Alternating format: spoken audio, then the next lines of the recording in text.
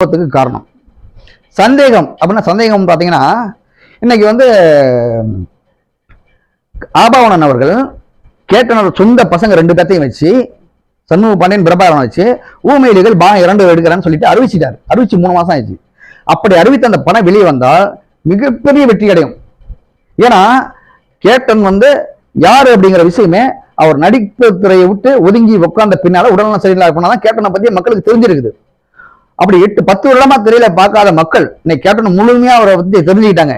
இன்னைக்கு கேப்டன் அவரை திரையில பார்த்தாங்கன்னா அப்படியே அந்த படம் மிகப்பெரிய ஒரு வெற்றி அடையும். அப்போ அந்த ஆபாவணன் அவர்கள் அறிவிச்சிட்டாரு.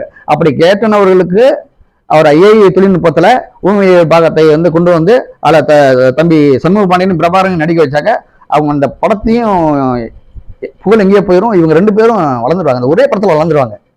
இது விஜய்க்கு தெரியும்.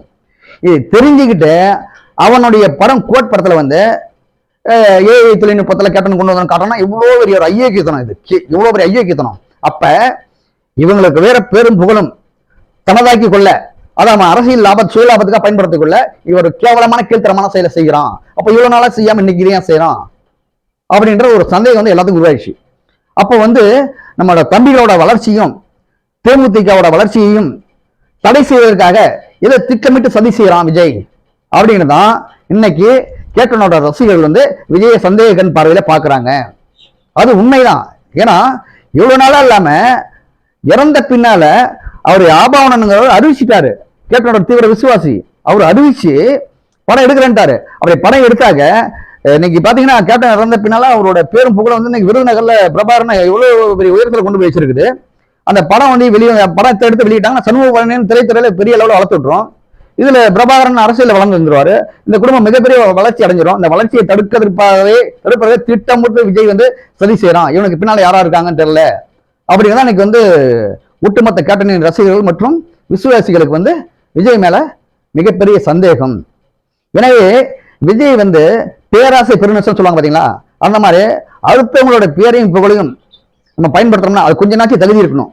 நம்ம தூக்கிட்டவரை நம்ம திரும்பி கூட பார்க்காத அந்த நன்றி நினைச்சு பார்க்காம நம்ம ஒதுங்கி இதை போறதை விட்டுட்டு திரும்ப ஒரு பேரும் புகழும் இந்த உலகத்துல கொடுத்ததை பார்த்து அதையும் அபகரிக்க நினைக்கிறேன் பாத்தீங்களா. அவனுக்கு 2 பிள்ளைங்க இருக்கும்போது பசங்க இருக்கும்போது அவங்களும் ஒரு கேப்டனை போல ஒரு நல்ல மனது படைத்த அப்பா போல நம்மளும் மக்களுக்கு செய்யணும் அப்படின்ற ஒரு எண்ணம் படைத்த அந்த பிள்ளைகளுக்கு அந்த பேர் புகழ் போனாக்க அவங்க அது போல வளர்ந்து அப்பா போல அவங்களும் செய்வாங்க. அப்படி இருக்கும்போது மக்களுக்கு செய்வதும் தடைப்பட்டு முழுக்களோட வளர்ச்சியும் தடைப்பட்டு அவங்களோட கட்சியும் வளர்ச்சியும் தடைப்படுத்துற மாதிரி விஜயோட செயல்பாடு இருக்கிறதுனால இது விஜய் திட்டமிட்டு சதி செய்து இவரோட அரசியலுக்கு பிற்காலத்தில் இவரோட அரசியலுக்கு தேமுதிக பாதிப்பாகும்.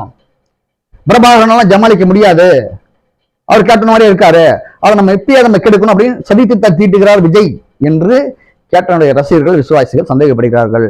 எனவே ஒட்டுமொத்த கேப்டனின் விசுவாசிகள் மற்றும் ரசிகர்கள் சார்பாக விஜயை எச்சரிக்கை விடுக்கிறோம். விஜய்க்கு என்னன்னாக்க உங்களோட பேரு புகழ் நீங்க எவ்வளவு பெரிய ஆளுங்கிறத நீங்க கற்பனை பண்ணிருக்கோம். அதே மாதிரி அதை வச்சு நீங்க அரசியல் போங்க, இல்ல நீங்க இந்திய அளவுல பிரதமர் போட்டி போடுங்க, எப்படி வேணாலும் வாங்க. ஆனா கேப்டனுடைய பேரையும் புகழையும் அடைவதற்கு அவர் ஈண்டெடுத்த 2 சிங்க குட்டிகள் இருக்காங்க.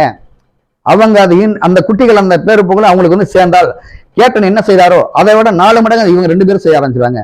அதனால தயவு செய்து விஜய் அவர்கள் மரியாதையாக இதோட ஒதுங்கி செல்வதுதான் விஜய் அவர்களுக்கு நல்லது என்று எச்சரித்து நன்றி தெரிவித்துள்ளேன்.